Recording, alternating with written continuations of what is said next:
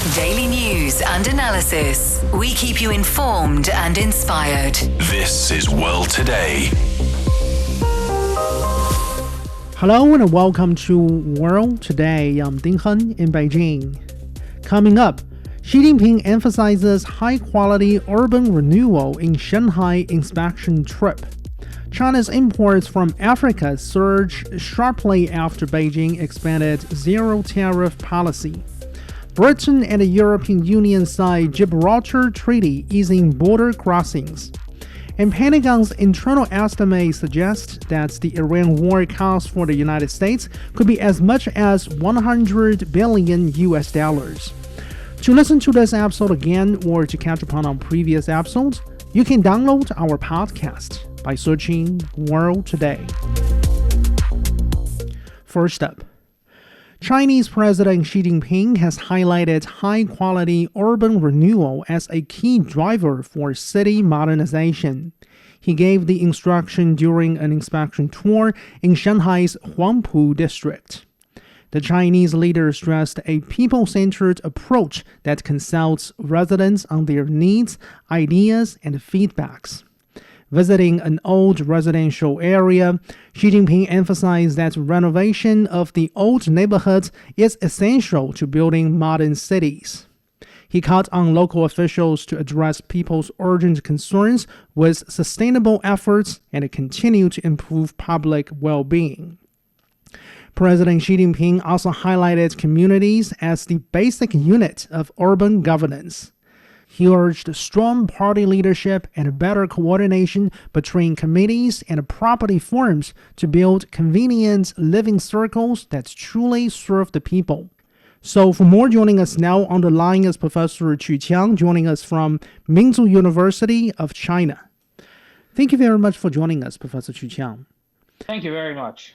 First of all, how do you understand a people-centered philosophy in urban renewal? Well, I think this is actually a very good question. I think cities are built for, a lot of things. A lot of people are saying cities are built for economy, built for transportation, built for capacity of manufacturing. But in Chinese government view, I think cities are built for people. It's not only built for anything else, but more built for people. I think that's the reason why President Xi Jinping, during his visit in Shanghai, he actually pointed out we really need to ask the local resident about what they need and what's their plan and how do they see the whole result of the upgrading of the city and development of the city. So I think that is the essence of people-centered policy. So I think currently we really need to understand, because in a big city like Shanghai, the metropolises have a very long history. So they have a lot of things actually been accumulated in this big city. We call it like the megacity disease. For example, there are many buildings are old. The sewage systems are old. Sometimes transportation can be the pain point. And a lot of things actually need the renovation. So I think that is bothering people's daily life, even though this is still one of the best cities in China and making economic miracles. But we need to ask people, do they really need, and how they're seeing their life as doing, and how they want to improve their city, their living conditions. For example, there are many old buildings inside of the city because Shanghai actually is one of the earliest metropolis in China. So many old buildings don't have elevators and they don't have enough of the parking lot. So all that really need to be consulted with all the people, local residents, and also how we're doing our work to improve the whole situation. And I think eventually local resident will be the judge to say whether the government is doing good or not. Yeah. So I think that is the essence of the whole thing. So what is the point of emphasizing building convenient living cycles or living circles in a megacity like Shanghai? Yes, I think the convenient circle is one of the very important solution towards what we call the megacity disease. Happened in many big cities like Shanghai or New York or the Tokyo. I think the commonly shared pain point in all these megacities are transportation. So basically, if you used to live in this kind of a city like Shanghai or Shenzhen or Tokyo or New York, you will find out you're going to spend more than 1 hour, even 2 or 3, to travel, to commute between your home and work. And sometimes when you want to meet your friends or buy some groceries, things are really, really, not handy. So I think the whole solution, according to the central leadership, is that how we can provide the handiness of the livelihood within the last miles will directly decide the living quality or living standard of all the urbanites. For example, right now, I think the blueprint for the Shanghai is that we want to empower the communities. So actually, they will help us to elevate the warmth in the people's life and also to provide more of the handiness and also confidence into people's life in these big cities. During the tour, President Xi Jinping also emphasized that China is now in a critical period for flood control, calling on all localities to prepare for the worst-case scenarios and extreme situations. With that in mind, how can China's urban renewal initiatives integrate some extreme weather resilience measures, such as the sponge city tech, into the renovation of older, vulnerable residential communities? Well, I think this is a very important topic currently. You know that green development and anti-climate change is always a platform for the CPC. And also, I think everyone on the earth actually have been witnessing just in this year, extreme heat, flood, earthquake, and everything are happening. We've been seeing this in Delhi. We've been seeing this in New York. We've been seeing this in Tokyo, tsunamis, and also current extreme heat and typhoon are hitting Manila, hitting Guangzhou, Shanghai, and even the non-coastal cities like Shenyang. So extreme weather and climate change is not a hoax. It is very, very real challenges. I think that's the reason why President Xi Jinping mentioned that we need to renovate our thoughts. It's not about just a fight against this kind of extreme weathers in some remote area, but also we're going to prepare for the worst situation in the most expensive and the most densely populated city like Shanghai. So that's the reason why we want to adapt this old cities into the new situation. So renovation towards a new eco environment is now just been paving out. For example, currently in Shanghai and in Guangzhou, in many coastal cities, we're pushing forward what we call the sponge city technologies, which means the whole city will be acting like a sponge. So when the raindrop and the downpour has been hitting the city, we will absorb the rainwaters into the groundwaters and to avoid in-city flood. And also the sewage systems is another very important infrastructures because that big cities like Shanghai and Beijing, they're already very old, and the sewage systems and pipelines are also at least 50 years or even 100 years old. So it's not been prepared for this kind of extreme weather event. That's the reason why we need to upgrade the whole thing, not only the sewage pipelines, but also the pipelines for the natural gas and also the anti-earthquake. And everything will be empowered by the new technology, like the sensors, like AI, like the eco-friendly technology. And meanwhile, in the management level, we're also going to have to build a contingency responding systems like the firefighter, like the extreme weather responding systems, and all that actually will empower these old cities and give them the new life in this kind of extreme event. By the way, Professor Chu, how would you rate the importance of trying to preserve people's memories about the old times, about the past, during this process of renovating old residential communities? Well, yes, I think a lot of people are saying big cities have no soul. Big cities have no marks of people's living experiences, but I cannot agree with that. I think the big cities actually is a place of trade, where you trade not only the goods, but also you trade memories, cultures, languages, and all the experiences of different people and different lives. And also you need to embody that kind of the mixture of trade, a mixture of memories into the building of the cities. For example, all the trees, all the roads, and all the buildings, all the milestone or the landscape scenario. So all that things will become very important. The memory mark of a city, for example, like the Arcade Street in Guangzhou, or like the Stone Gate buildings in Shanghai, or the Chinese Yard in Beijing, and all that will need to be preserved.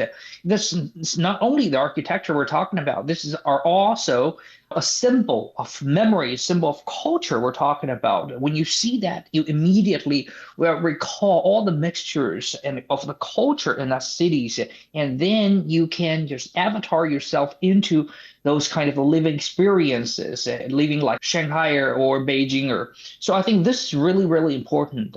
When somebody are trying to replace all the buildings with new skyscrapers, this is good on one hand, but also on the other hand, you're wiping out the old memories, which I don't quite like. So I think what we can do is that, yes, we can have this kind of a new neighborhood, but also we can renovate, revitalize this old neighborhood and street while keeping all these old architectures. And also we can have at least the museum or exhibition centers to help our next generations to understand what's going on in the city and, keep a memory alive. From 2021 to 2025, more than 240,000 old urban residential compounds were renovated across China, which benefited more than 110 million residents. In what ways can the efforts in this regard contribute to the urban economy? I think, first of all, this is not just economic plan. I think it's more like a living standard plan. Well, you have to understand that in China, we have already many, many super big cities, this mega cities. Sometimes like in Beijing and Shanghai and Guangzhou, we have about 20 million people living just in one city. That size is basically the size of one country in Europe. And letting alone, we have lots of the middle-sized metropolises like Wuhan, like Changsha, or like Hefei, and all of that kind of city have at least about 10 million population. And in those population and cities, we have many shanty towns or very old communities. They're still living in very poor infrastructure in the China standard, the Sipu standard, even though it's still very modernized. But hey, everybody want to have a bigger home and elevators. They want to have centralized air conditioners. And all that actually can be provided given Chinese manufacturing capacity currently is good enough. So I think that's the reason why central government are planning about 10 trillion US investments to renovate all this kind of the old neighborhood in the big cities. And I think this is good for the economy. Number one, I think it's infrastructure. We're talking about architecture design. We're talking about construction materials, and we're talking about inspections. And also we're talking about the new roads and the new charging stations, and, fitting all the EV scenario. And also in a micro level, when you improve your living standard, for example, if you improved your home, renovating the decor or having a new building, you probably want to buy new furnitures. You're going to have a new equipment, house appliances, a new school, and even for the whole community level, you're going to have new grocery store, the neighborhood, the nursing home, and everything. So the new ecology of businesses actually can be nurtured through the whole thing. It's not just turning the old building into new ones, but also we're talking about the whole new different living style in the urban scenario is going to happen. And meanwhile, we're talking about jobs. How the jobs are going to be massively created through all this kind of the supply chain, from the infrastructure building to renovation to the grocery stores and the services. So this is not only about the building and shipment, but also there are many services it's going to happen, like the nursing home, education, and the culture and experiences, and all that actually will improve the comprehensive competitiveness of our city. So I think we're going to see more and better big cities can be reborn, and also they're going to attract many new people, young people, and skilled, talented engineers to come to these places so that local economy can also hit into a new height. Thank you very much for joining us, Professor Qu Qiang, joining us from Minzu University of China. This is World Today. Stay tuned.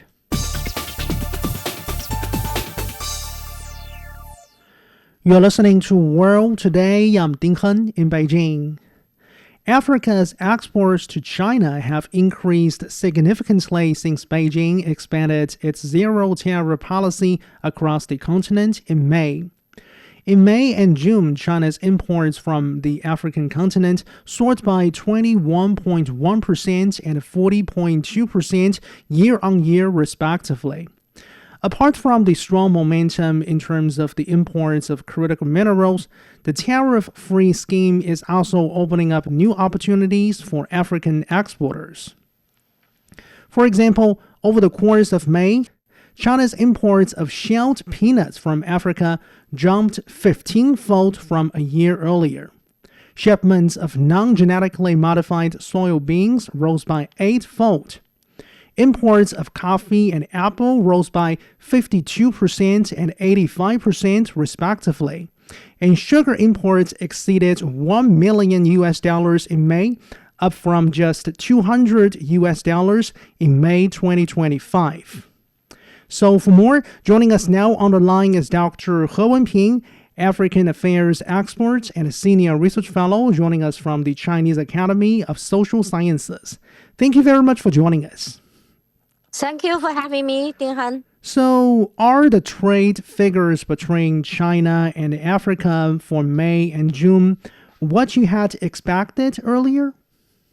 Well, this is a very good news. Actually, also a little bit higher than my expectation from the beginning, because even before I thought the zero tariff policy just be issued, and then maybe some African countries not prepared that well, and also cannot, make full use of this new policy from very beginning. Maybe it takes some time to gradually adapt it to the policy and also well prepared for that. But now you see, this just 2 months passed, and then those figures shows actually Africans now make full use of this chance, and then to make a lot of commodities now exported to Chinese market. I think it's very encouraging. So it's very good. Okay. Dr. He Wenping, we understand China's appetite, China's hunger, let's put it this way, for critical minerals, mining products from Africa, and crude oil, for example, is really nothing new. And over the past 2 months, imports in those areas have surged very strongly. But in the meantime, why do you think China's policy is opening up new opportunities for African farmers? Of course, this time around, you can see just from this 2 months figure, you just mentioned several Africans, those agricultural products like sugar, like apple, coffee, all those now get a new momentum to find a big market like China. We have 1.4 billion population. You see, can you imagine so many people? And then now, especially young generation of Chinese people, now they like to drink coffee.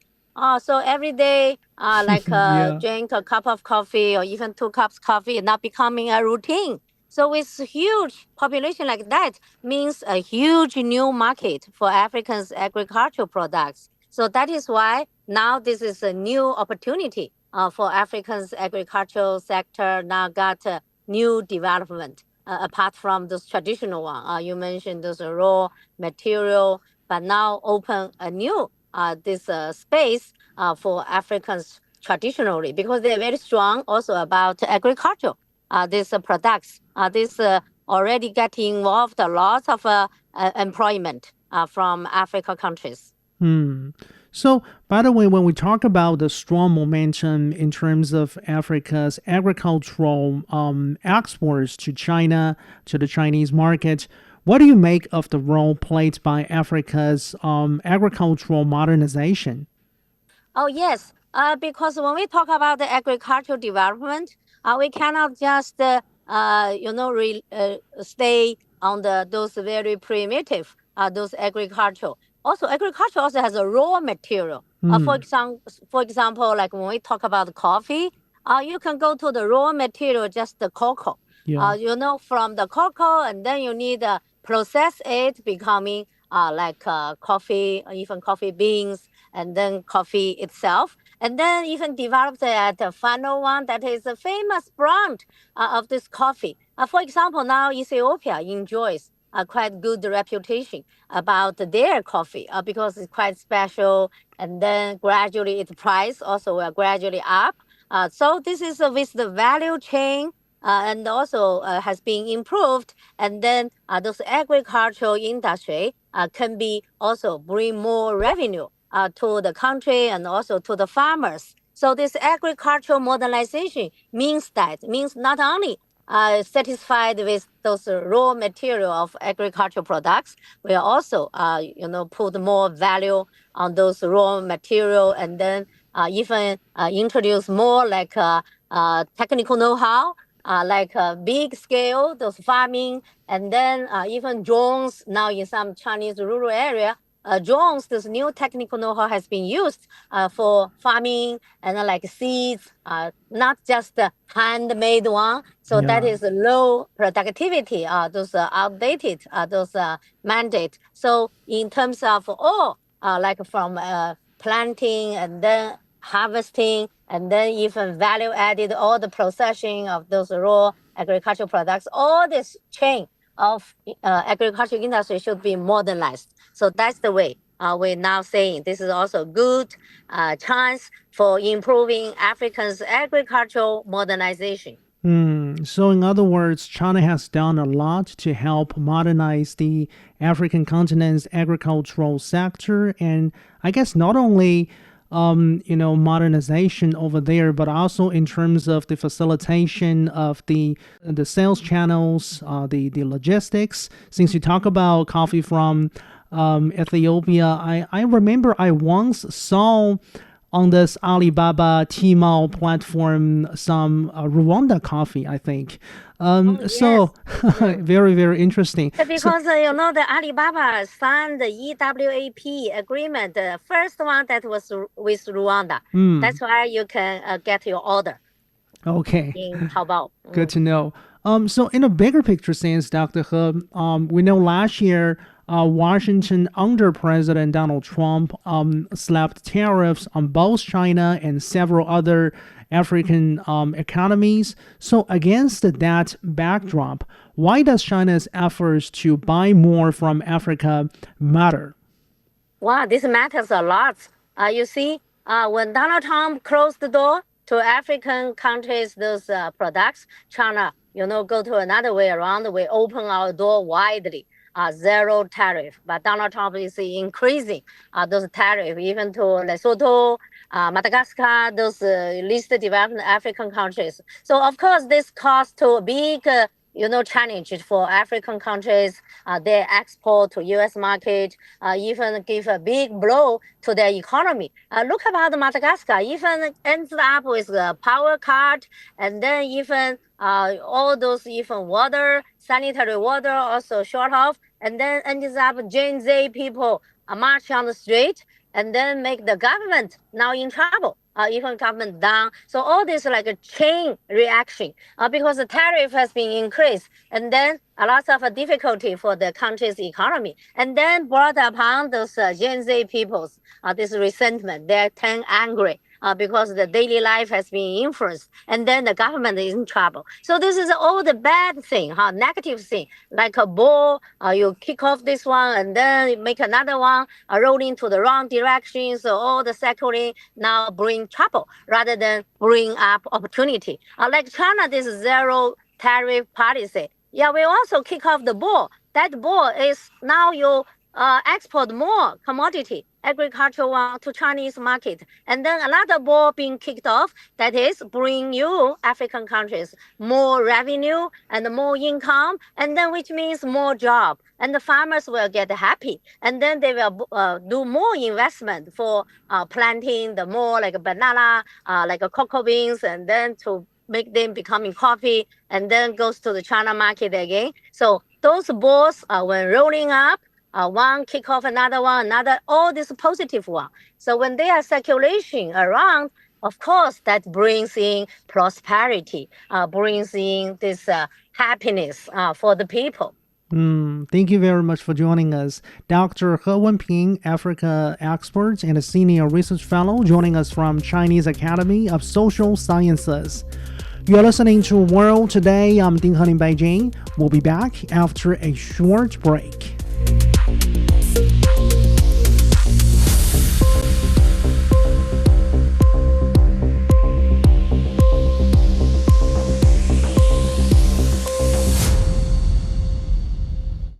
You're back with World Today. I'm Ding Han in Beijing. China's global image has overtaken that of the United States in much across the world. A new poll conducted by the American fact tank Pew Research Center shows that China is now viewed more favorably than the U.S. in 25 out of the 36 countries and territories surveyed, including in Canada and Mexico. It is marking the first time ever in nearly 2 decades of Pew's global opinion tracking that China has been viewed more positively than the United States. A majority of the surveyed respondents also see China as a more reliable partner and believe that China is more likely to promote peace and stability. The poll was conducted from February to May this year, a period when the United States and Israel were engaged in a war against Iran. For more on this, my colleague Xu Yawen earlier spoke with Zoom Ahmed Khan, research fellow at the Center for China and Globalization. First of all, Zoom, the PO surveyed more than 42,000 people across 35 countries, and for the first time in nearly 2 decades, China is viewed more favorably than the United States. How significant is that moment? Are we looking at a temporary swing in public opinion or a deeper shift in global perceptions? I think if we look at the global picture right now, and if we look at how China's role versus the United States' role as global leaders has evolved in the last 2 decades, then it would be easy to conclude that this seems to be a longer-term shift.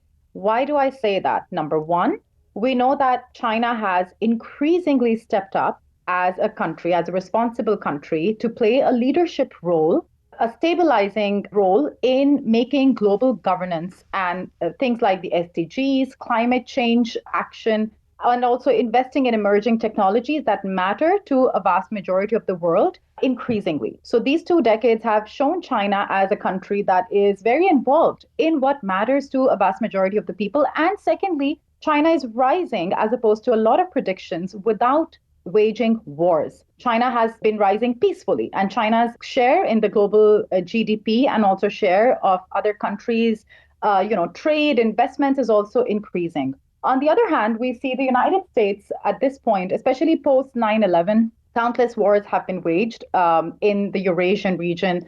We see also that the Trump administration has assumed a more revisionist posture towards the international order, towards the UN, towards many of these, agreements that have been agreed upon that basically stem from a global consensus of how the world needs to develop. So the United States seems to be stepping away from that role. And then the recent wars, especially I think post 2023, how Gaza has unfolded, how this has become apparent to the world. The 2 countries are being seen in a very stark contrast, in a very different light. China is being seen as more peaceful, more positive, more contributing, more stable. And the United States, unfortunately, is actually seen as a relative destabilizer, a country that is willing to break the rules, break the international legal agreements, and also increasingly shift away from a role of responsibility. One of the most striking findings is that several traditional U.S. allies, including Canada, Mexico, and many European countries, have shifted sharply in China's favor. Take Canada, for example, as U.S. neighbor. Favorable views of the U.S. has fallen from 57% in 2023 to just 33% this year, while favorable views of China have increased from 14% to 44%. So similar declines have occurred in France, Germany, Spain, Italy, the Netherlands, and so on. So what does that tell us about the changing relationship between Washington and its allies?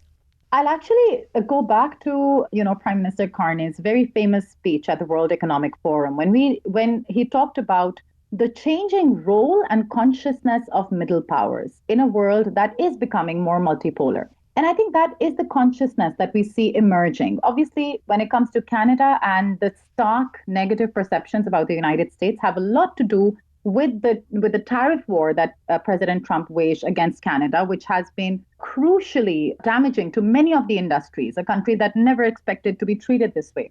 And then when we also look at European countries, similar tariff wars, trade wars, then the Greenland issue was very sensitive, then, pushing them to commit more in as far as NATO is concerned.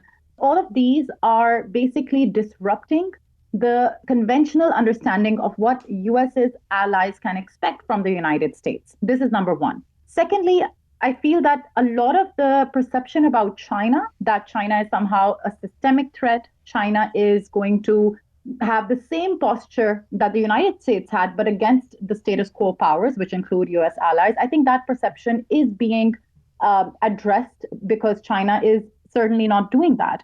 China continues to be open on matters of cooperation, trade, investing in global governance, making global governance stronger. And China is very pragmatic as a country, which makes it easier for them to realize that working closer with China will be good for their own economies as well. So I think this shift has a lot to do with China's own pragmatism and also a lot to do with President Trump's position as far as giving pressure to US allies is concerned.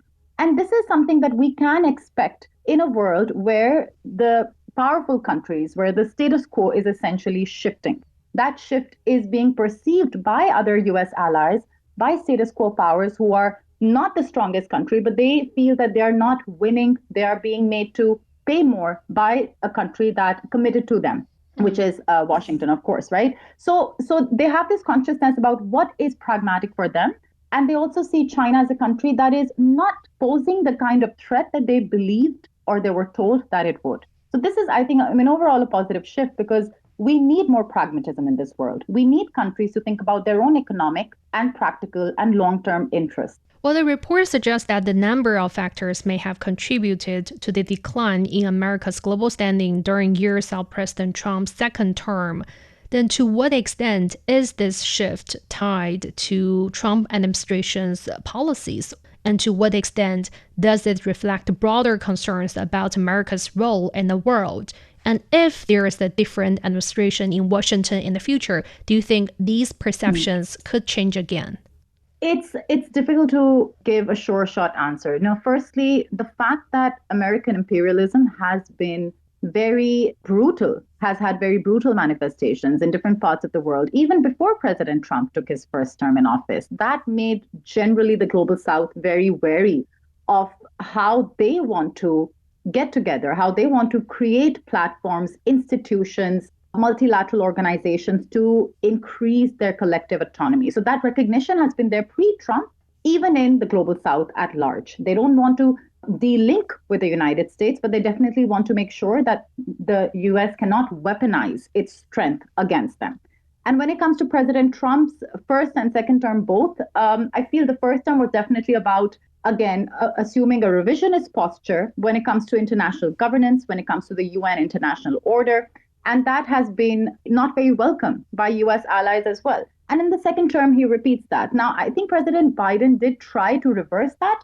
But the fact that it's happening again means that no matter who comes into office in the United States, the fact that this country has this level of power, authority, and has the capability, just because of one individual changing, the role of president, that can have such broad ramifications for the position this country can take. I think this is making many countries, many people in the world ask the question, should any one country have this kind of agency? And that is, I feel, a broader trend. The global South, since Bandung, since we fought for our freedoms, since we became independent nation states, we did not want to replace colonialism with imperialism. And I think today, even a lot of the global North is agreeing that we don't need imperialism. What we need is strengthened global governance, more dialogue, and more relevance in an increasingly multipolar world. And lastly, Zoom, if these trends continue, what could they mean for China and the US global influence? Could more favorable public opinion eventually translate into greater diplomatic leverage, stronger economic partnerships, and broader international support for China? It's happening. I think the fact that obviously China is playing a more responsible leadership role, the fact that China is addressing and proactively, strengthening, empowering platforms and international institutions that respond to increasing concerns of the world is already playing a significant role in China's overall global positioning. So that recognition is happening as a very consistent process. Secondly, I think the fact that now people all over the world have more access to what life in China really looks like. How do Chinese people view the world? Many of the misconceptions about this country are also being addressed. So personally, I think, if China, which is expected, continues along this path and continues playing that role of addressing many of the concerns, many of the existing lags, and doing more problem solving, essentially, then this is exactly what the world is looking for in leadership. And I think one of the things that China represents is that it at heart is a global South country. What that means is that China understands that the world at large needs to be included. Well, that was Zoom Ahmed Khan, research fellow at the Center for China and Globalization, talking with my colleague Xu Yawen. You're listening to World Today. We'll be back.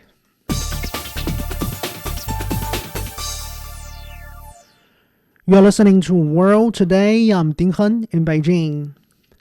Britain and the European Union have officially signed a treaty on the status of Gibraltar, aiming to ease border friction and boost the local economy.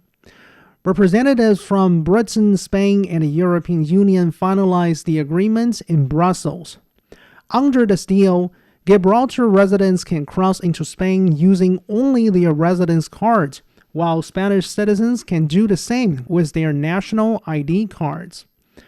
The Foreign Minister of Spain is calling it a new chapter, saying that the agreement would boost investment and connectivity for the 300,000 people living in the surrounding region. So for more, my colleague Song Ruixing spoke with Dr. George Zagopoulos, Director of EU-China Program at the European Institute of Nice.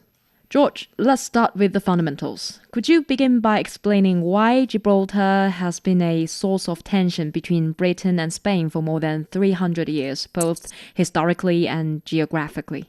As you correctly mentioned, there is a very long history of 3 centuries as far as Gibraltar is concerned. And it started at the beginning of the 18th century when Gibraltar was ceded by Spain to Britain. And since then, and especially in the 20th century, Spain has attempted to acquire the sovereignty of Gibraltar, but without success, because the UK and also people in Gibraltar themselves did not want to change the prior status quo. But still, the fact that Spain never accepted that it would lose sovereignty over Gibraltar has been a point of friction between the 2 countries, between Spain and the United Kingdom. Gibraltar is certainly important geographically and geopolitically speaking, especially taking into account that it is a territory where the United Kingdom is able to deploy its own troops or military systems.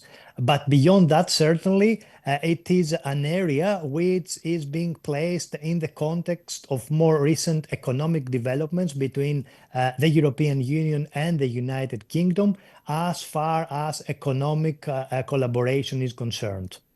Okay, then with that background in mind, let's turn to the agreement itself.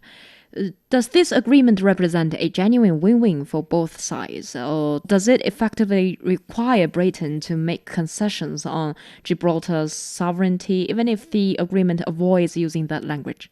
Well, I would say that looking into the agreement itself, as you correctly mentioned, there is an avoidance in the language which might be relevant to any speculation about the sovereignty of Gibraltar. I would say that people living in Gibraltar and in the area of Spain, which is neighboring with Gibraltar, will benefit because they are the ones who will be able to travel without having to wait for a long time, and who will be able also to work under terms which will be much more favorable.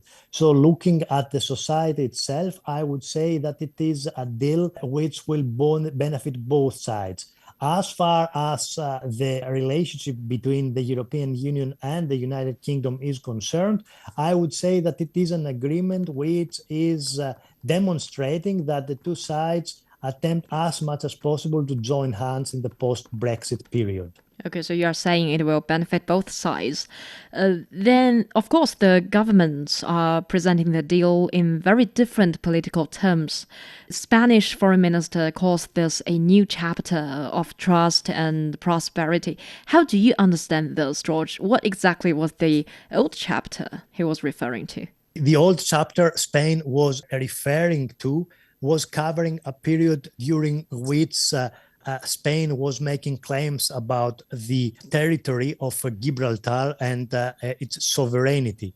This does not necessarily change, but the way that the Spanish government is framing the agreement might create some hopes that it will be able in the future to play a bigger role in Gibraltar, while at the same time the Spanish position in the EU will be strengthened. And obviously, at the economic level, Spanish people will benefit. So these are the three main dimensions why the Spanish government believes that a new chapter might open.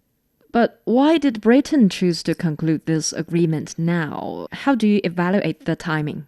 Well, this is a very important question, and also looking back into the relevant agreements between the European Union and the United Kingdom after Brexit, Gibraltar had not been part of the agenda. So the timing now is very important. And I would rather link this to the determination of Britain to strengthen its partnership with the European Union in a period during which the country is looking for solid and reliable partners at the international level. So I would rather link the timing to a strategic decision of Britain to expand and strengthen ties with the European Union, which is very significant not only for the United Kingdom, but also for the European Union. Exactly. They call this post-Brexit negotiations. If we look beyond the immediate deal itself, has this agreement fundamentally changed the Gibraltar dispute, or has it simply created a more workable framework while leaving the sovereignty question unresolved? Well, this is again another important question. I would say that the dispute itself has not been solved because the Spanish claim about sovereignty over Gibraltar is still on the Spanish agenda. However, at the same time, from the moment people living in Gibraltar and in Spain will be able to travel under conditions which are favorable, so the free movement of persons will be guaranteed, this leads to the conclusion that the new framework agreement will facilitate living conditions for both sides. So I believe that by reading the agreement correctly, we cannot overgeneralize about its importance, but at the same time, we should stress the point that living conditions of citizens themselves will improve. But who stands to benefit the most from this agreement? Whether it's Britain or Spain or Gibraltar or the European Union? I would say that it is a win-win approach, both politically and economically speaking.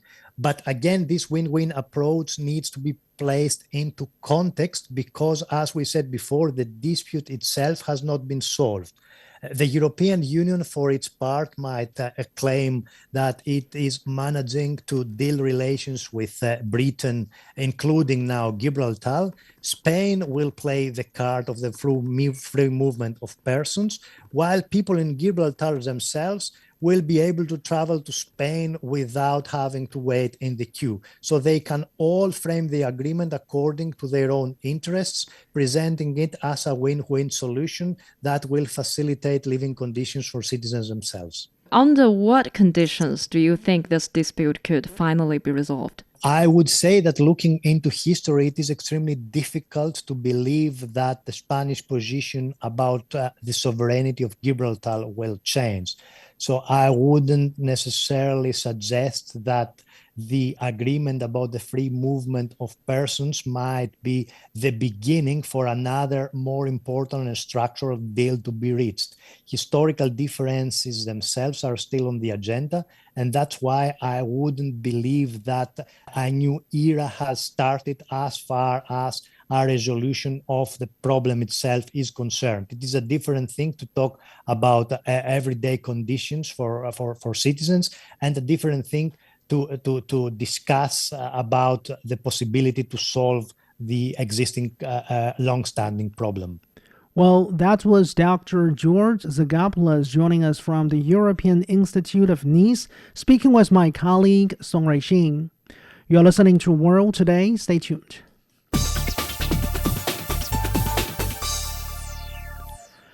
You're listening to World Today. I'm Ding Hen in Beijing. According to U.S. media reports, the Trump administration has internally estimated that the U.S.-Israeli war against Iran has already cost the United States up to $100 billion US dollars. That's more than 3 times higher than the administration's public estimate of the price tag. The Pentagon estimates that the cost of the war falls between $80 billion and $100 billion US dollars when additional operational costs and the price to replace the destroyed facilities and military equipment are taken into consideration. And the cost may further increase as fighting has restarted between the United States and Iran following President Donald Trump's unilateral declaration that the ceasefire between them is over. So for more, joining us now on the line is Dr. Joseph Siracusa, Professor of Global Futures, joining us from Curtin University. Thank you very much for joining us. Thank you very much. So just half a month ago, a White House budget official told U.S. House lawmakers that the war had cost about $30 billion US dollars. That was what happened half a month ago. So what do you make of this huge gap between the Trump administration's public estimate and internal estimate? Oh, that estimate has to be wrong. I mean, there are all kinds of ways to measure inflation, which is usually, cost of goods and services. That figure is way off. I don't know what the reason is, or someone was trying to obscure things. But the Trump White House, particularly the Pentagon, likes to put things in the best possible light. Maybe they thought by saying the war costs less. I mean, this war has cost nearly $100 billion. The Vietnam War cost $170 billion and fought over 7 years, to give you an idea what this thing is costing. So that's a very unreliable figure. Why they gave it, I have no idea, except they simply did not want to put an exact figure on it because they thought they might be criticized, I guess. So one particular detail we have learned from the relevant U.S. media reports is that the U.S. Naval Forces Central Command base in Bahrain, which is the literal headquarters of the U.S. Navy in the Middle Eastern region, has suffered nearly $1 billion US dollars in damages from Iranian strikes. What do you think this tells us about the effectiveness of American air defense system against Iranian capabilities, for example? Yeah, that's a very important base in Bahrain. It's the home of the Fifth Fleet. Look, what it means is there were no air defenses in place. What it means is that the drones, on a cost-effective basis, were able to create a great damage to the infrastructure and the rest of it. I've heard people, soldiers, complain on different networks that there was no proper coverage. I mean, when people are simply attacking you with low-level drones, you can't intercept all of them. You can't use a $2 million missile to bring down a $49 drone. It's not very cost effective. But look, it's a very telling thing. The Trump administration has not allowed much coverage of this because it puts their defense system in a bad light. I mean, they said this war would be over very quickly. It wasn't over quickly. And then they tried to think of reasons why it wasn't over quickly. And, there are all kinds of reasons out there. None of them really believable, but we do know there was extensive damage to the naval base. We know there was extensive damage to other American bases in the Middle East, particularly in Syria, Iraq, and other places like that. So I think the the Iranian air position, that is a position with drones and rockets, has been very successful. Now, the administration doesn't really want to talk about this too much because it has failure written all over it. So I don't blame them. Last month, the White House officially requested 87.6 billion US dollars, billion US dollars. That's mostly to replenish the Pentagon after the US war against Iran. Is the US Congress likely to grant a green light, so to speak, to this particular request from the White House? Well, actually, today I understand through international media that the Senate has rejected this. Now, in the Senate, you need 60 votes to get these things up. You'd think 50 or 51 was enough, but if they tend to use the 60 for broad consensus. And the Democrats in the Senate have stopped the bill from being passed in that particular body. So I think there's going to be a great deal of resistance. I think the Senate and even members of the Republican Party are going to demand more say in this. They want to know exactly what's going on. What are the objectives? Have they been achieved or not? And does this war have an exit date and the rest of it? And as you may or may not know, I mean, the war is very unpopular in the United States. We have the midterm elections coming up. All 435 members of the House of Representatives have to explain this to their people.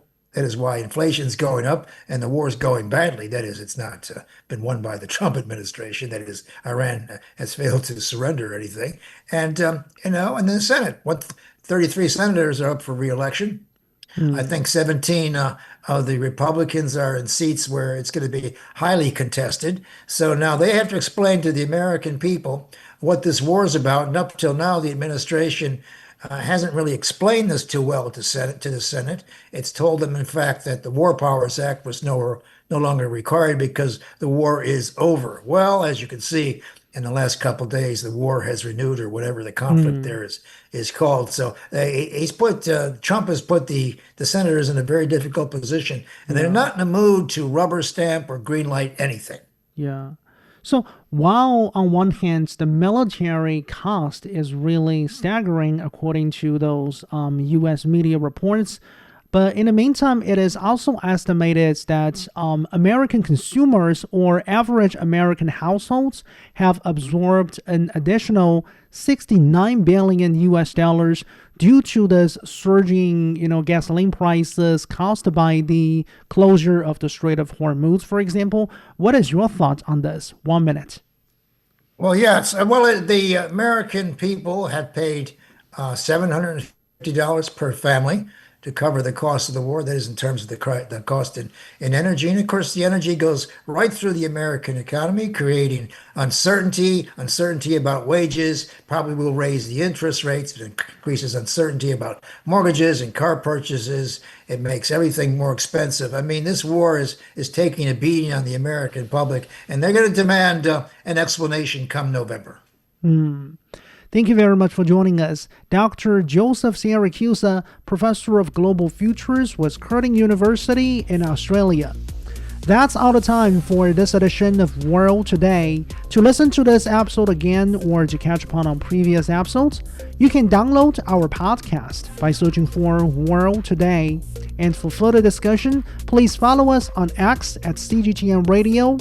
I'm Ding Han in Beijing. Thank you so much for listening. Bye for now.